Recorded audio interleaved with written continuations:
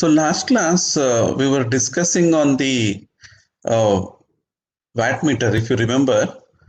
Okay, so we were discussing on the watt meter, correct? So we understood some ports, input-output ports, I/O ports. That in 8051 you have four ports. Okay, so four 8-bit ports. We can use that particular ports as a input-output ports. That is what we understood. And we're trying to build a watt meter. Okay, so we used the three ports, P0 and P1 as an input port and P2 as an output port, correct? And also we understood what is the limitation and what is the range of value we can measure using this particular 8-bit, register. If you have a 8-bit register and if you are trying to measure the sensor input, okay, of any range, then we understood what is the step value. Okay, so if it's 12 volts, what is that step value for each parameter we understood. So current value, voltage value, as well as power value, all the step value is different. Okay, so this is what we understood. Now what we'll try to do today, okay, so we'll try to understand two things. One is functions. Okay, so functions. So now in microcontroller, so we if and else statement. Okay, so if and else statement we try to implement using something called jump on carry and jump on no carry. So these instructions are there. Using these jump on 0, okay, jump on no 0, these instructions are there. By using these instruction you can create if else, okay, if else statement. Okay, so and if you want input output statement, like IO statement, it can be move, okay, move a comma #10. So this is input output statement, correct? Similarly, move instruction, okay, so move X instruction, these are all input output instructions. Okay, so similarly now what we are trying to understand, we are trying to understand the function. Okay, so now what is that? In the microcontroller level, say now assume that this is your code memory. Okay, code memory. So code memory means, okay, so where your program is present like like this binary form. Okay, so 1 0, that I also showed this particular program in the code memory. So this is how your code memory look like. And what happens, you are using the org command. Okay, you are pointing your program counter. So that means the instruction which has to be taken to the ALU. So program counter will become 000. So from this particular point, the instruction will take first. Now you see what happens. Your program counter will become 000, and it takes the instruction. What is the instruction now? Instruction is 12, and these two things will go to microcontroller, and this particular things will execute. Then the program counter will increment to the next instruction. Okay, so next instruction may be present in 0002. Then it will take the next instruction, that is maybe 10. Like that, program counter will keep on increases. So program counter, PC means what? Program counter here. So this is the address. Program counter holds the address of the instruction which is currently being executed. You understood? So that is basically the program counter. Program counter increments sequentially. Now, what we are trying to do. See, in microcontroller, we call using different names. Functions are subroutine. Okay, subroutine. Okay, so or even interrupt. Okay, interrupts are all some kind of functions only. Okay, So subroutine functions, interrupt, all these things works in similar way. So now these functions, now what happens? So assume that, okay, so sequentially your program will run, the program is present in this particular place. Okay, so if you have your program which is at a different place, okay, at different place in your code memory. Okay, so then say maybe your function code may be present in some other place. Okay, something like this. So now this is also a program, and this is basically function. Okay, and this is your main program. Okay, and somewhere you are calling. So okay, in between you are calling this particular function.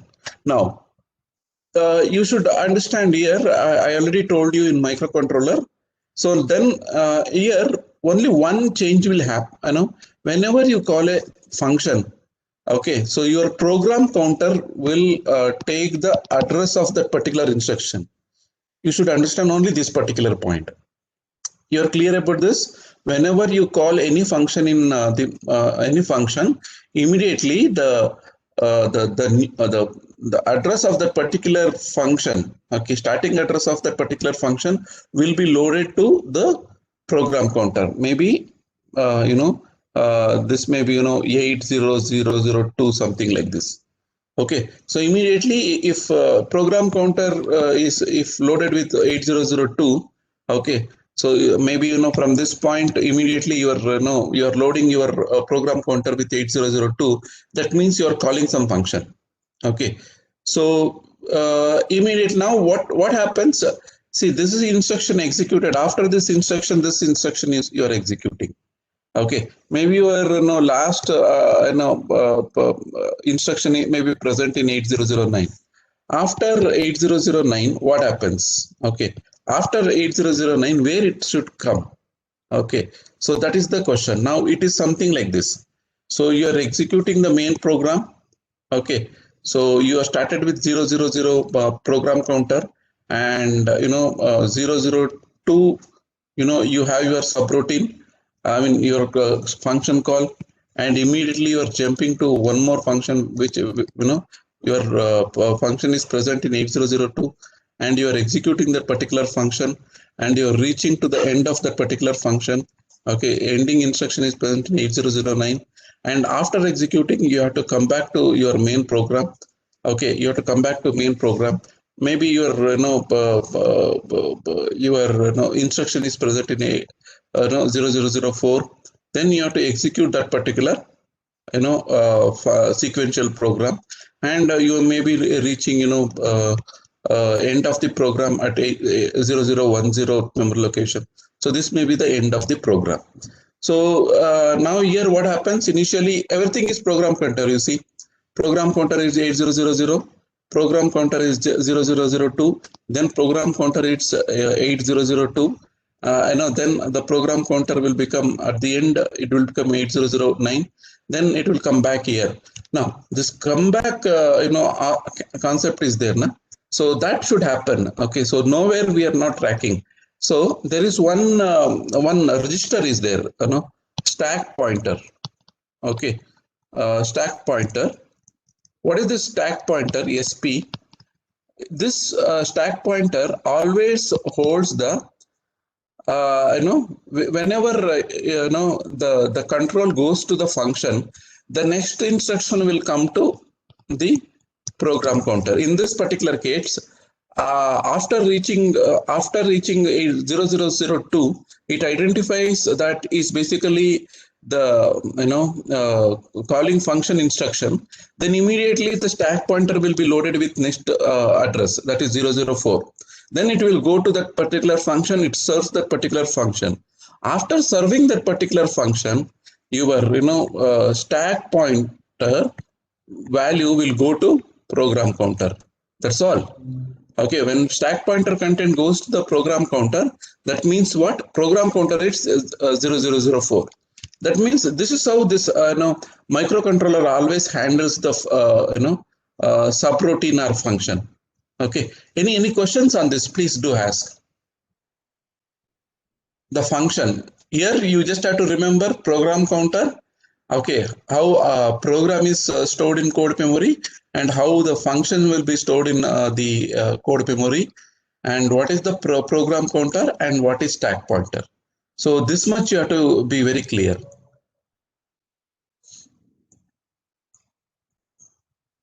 Any questions? Please, if you have any queries, please post it in the chat box. I'll try to answer.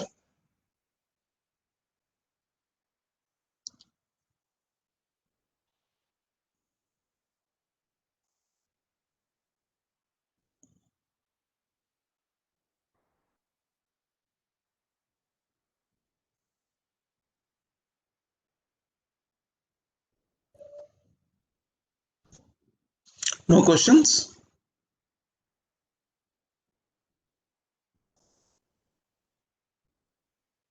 You are clear on this particular function part? Okay.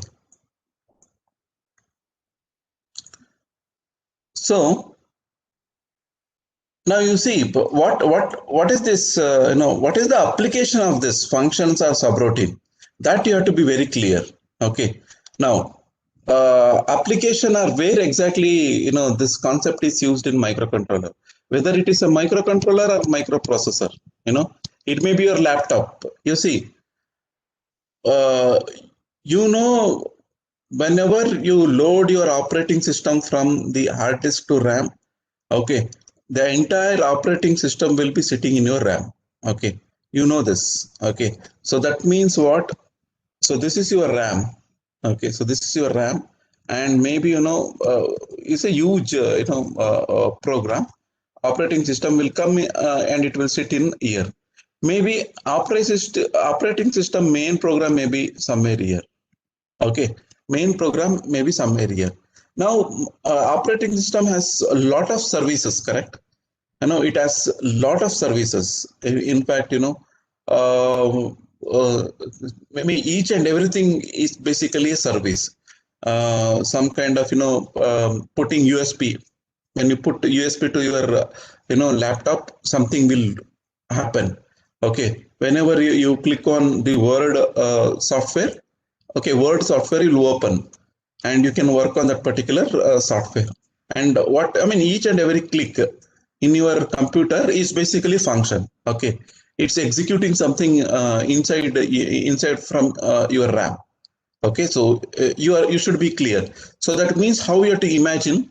So in a RAM, okay, inside a RAM, all your programs are present in a different part.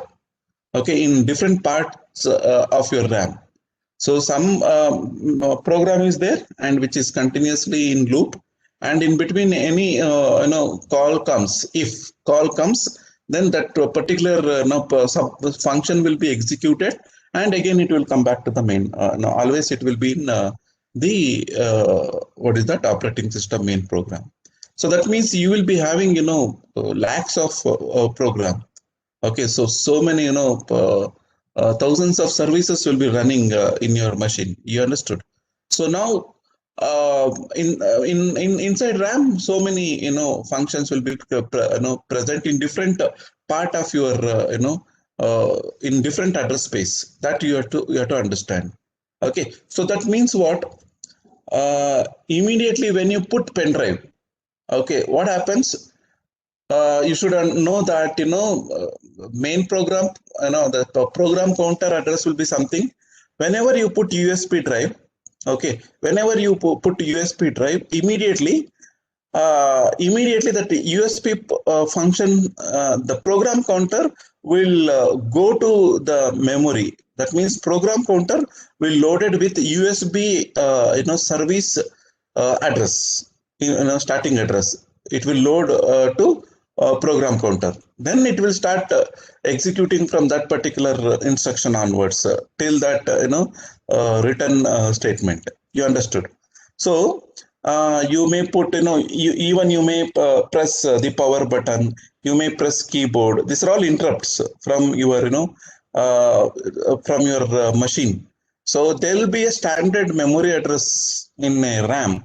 Okay, it your control program counter will take that particular memory address. Okay, so to handle this kind of interrupts. So functions are basically user defined subroutines. Okay, so you can write, all softwares are basically like a subroutine, in an operating system. Okay, so even you can think, whenever you write a program, so it is better to have a function. Okay, so so that I no, so don't write a program sequentially.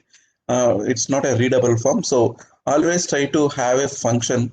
Okay, whenever you have some kind of repetitive statements. Okay, so now in that sense, okay, so this is the one example where exactly functions are used. Again, I'll deal this particular interrupts in detail, but you're clear about this particular use. So now this is what actually happens in your your machine, maybe your laptop calls. So they, in the operating system, they'll call it as system calls. A lot of system calls are there. So if you try to use system calls, then there'll be address. Always the program counter will take that particular address. That's all. Now, what is the application? Now here you see, I am building this particular, you know, this particular setup. If you remember, we're trying to work on this particular uh, this particular watt meter. Now here, what I'll do, this particular part. Okay, so this particular part I'll try to make it as a function.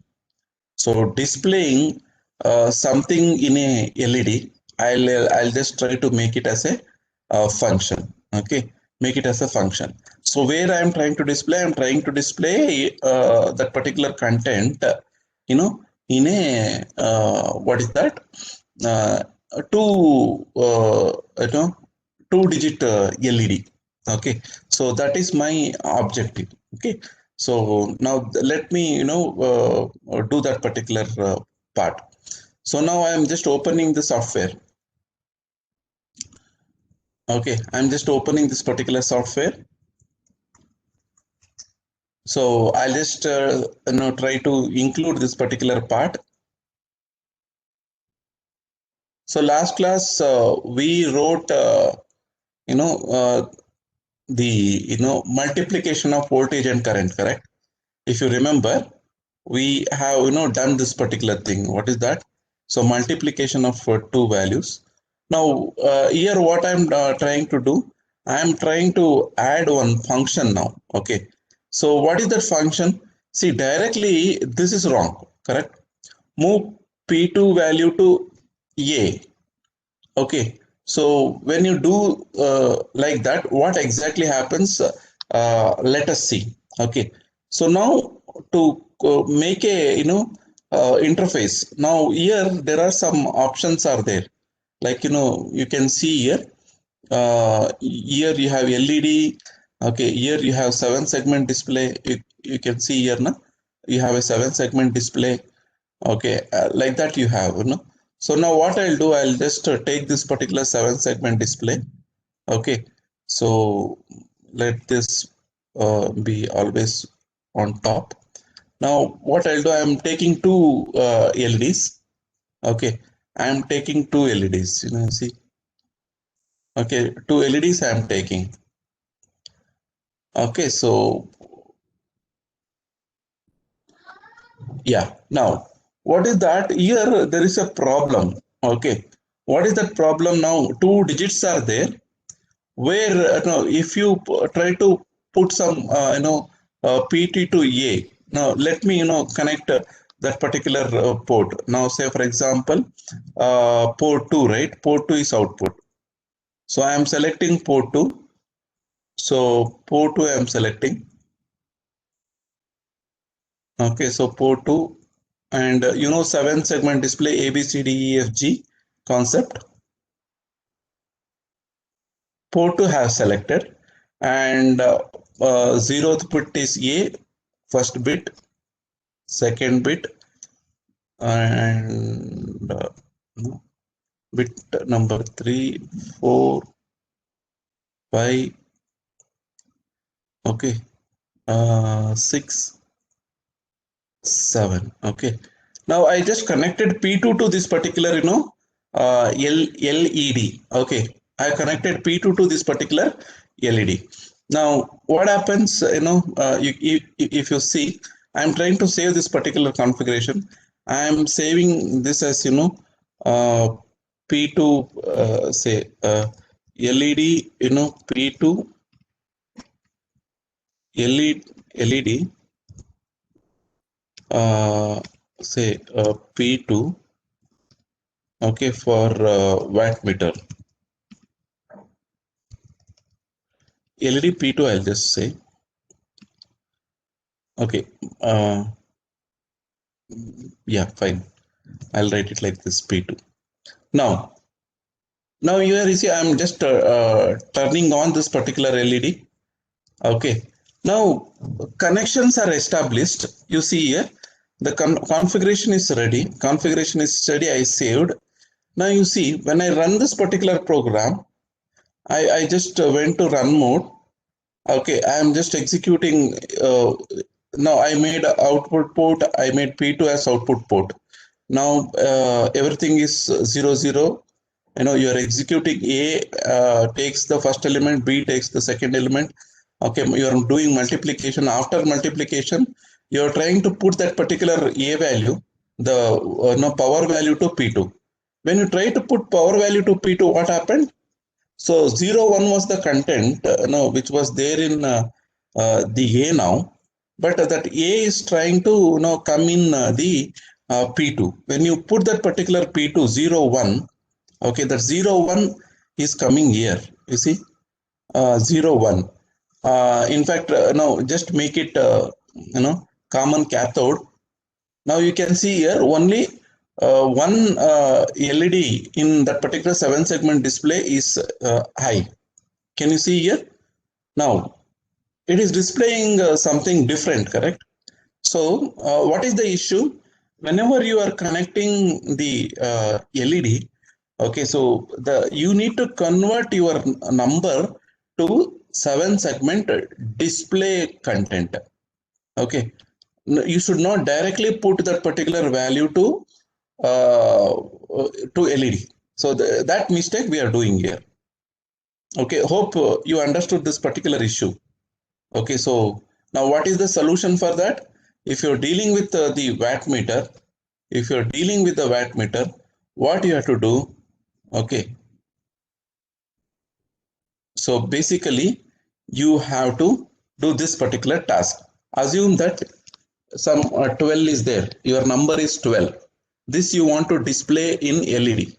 Okay, so this you want to display in 2 LEDs. Okay, so now how it should come? So it should come like this, correct? Okay, so this should come like this. Now in this particular case, what we have to do, so, and also you have to understand there are 2 separate LEDs are there. This is one LED and this is other LED. The logic is very simple. Now what I'll use, for this also you need 8-bit, for this also you need 8-bit. So I'll use P2 port for connecting the first LED, and I'll use P3 port to connect second LED. Okay, so first I need to split this particular digit. Okay, so the algorithm what I'll use to do this particular work is this. I'll split this number, okay, into two digit. Okay, what is that? This is 1 and 2. I'll split this particular digit into 2 parts. First is first digit, and second this one is second digit. And I'll convert these this particular digits to 7-segment display code. 7-segment display code. Okay, so this one also I'll convert to 7-segment display code. So what is that 7-segment display code? So say for example, in the LED, if you consider LED, so this is how the LED will come: A, B, C, D, E, F, G and H.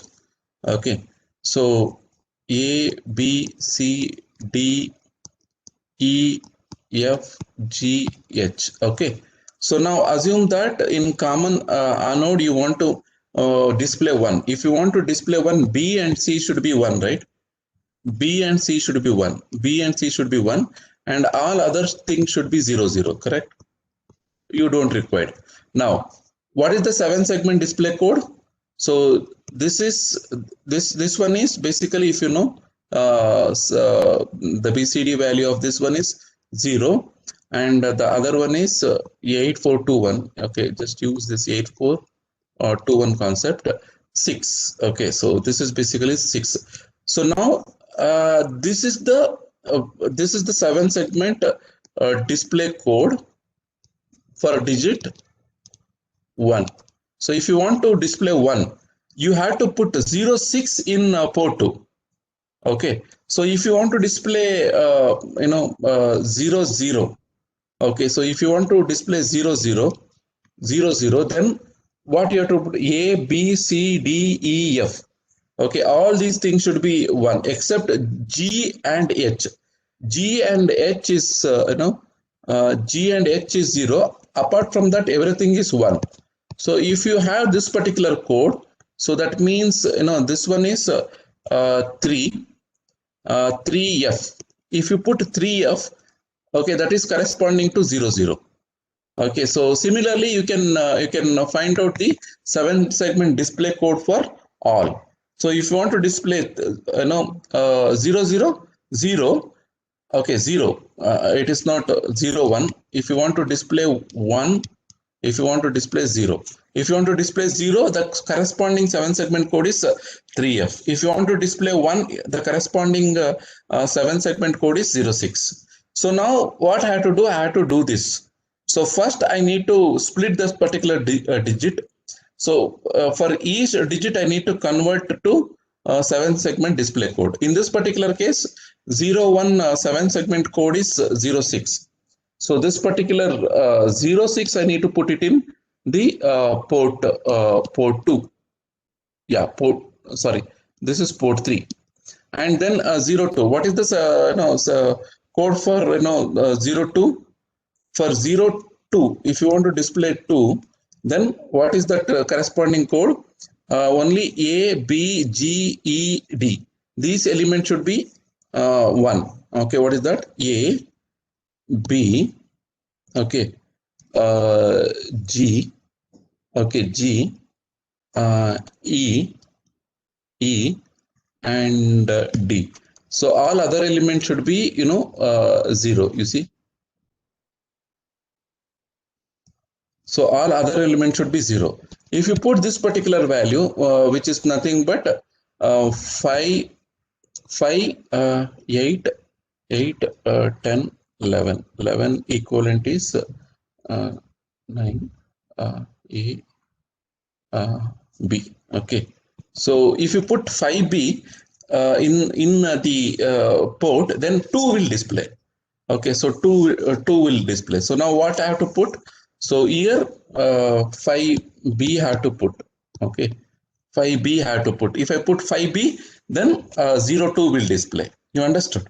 So that is how you can interface this particular LED to your microcontroller. In this particular example, what I am trying to do here. So now you know the problem here. There is some problem in this particular case.